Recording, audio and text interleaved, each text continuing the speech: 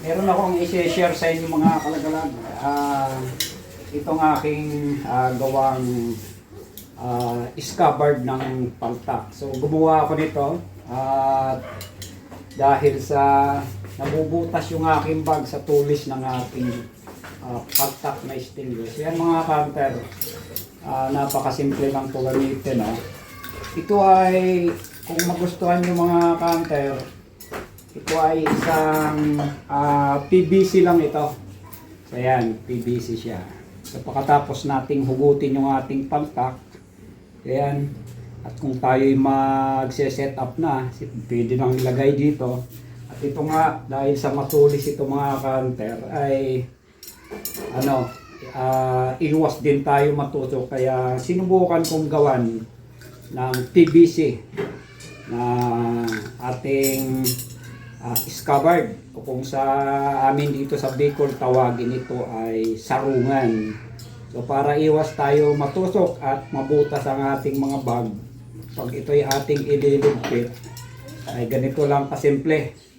So sa mga counter natin dyan na may mga paltak na tulad nito, bakal or stainless, pwede nyo gawa ng scabbard na ganitong klase. So ang gawa ko nito ay hininang ko lang sa apoy at may gamit akong trapong basa. So pinitpit ko siya at linagyan ko na lang ng butas para malagyan natin ang ating sabitan. So yan ang aking linagay. At kahit ito mga ka-hunter ay isabit nyo, so yan, hindi malalaglag to. So ito ang aking share sa inyo mga ka-hunter, na kung kayo merong paltak na stainless o bakal ay pwede nating lagyan ng scabbard.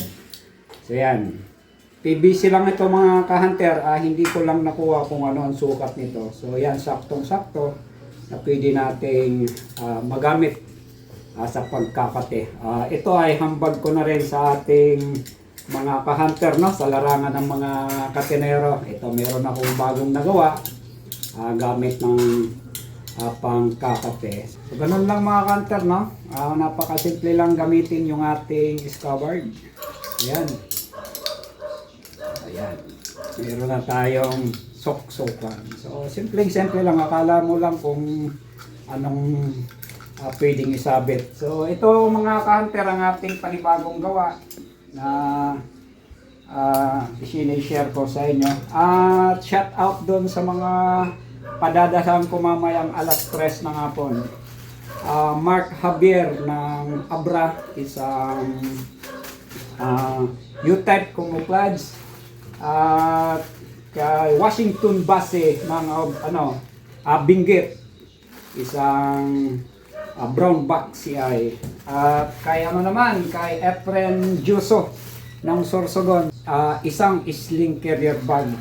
So yan mga ka-hunter, maraming salamat sa inyo lahat.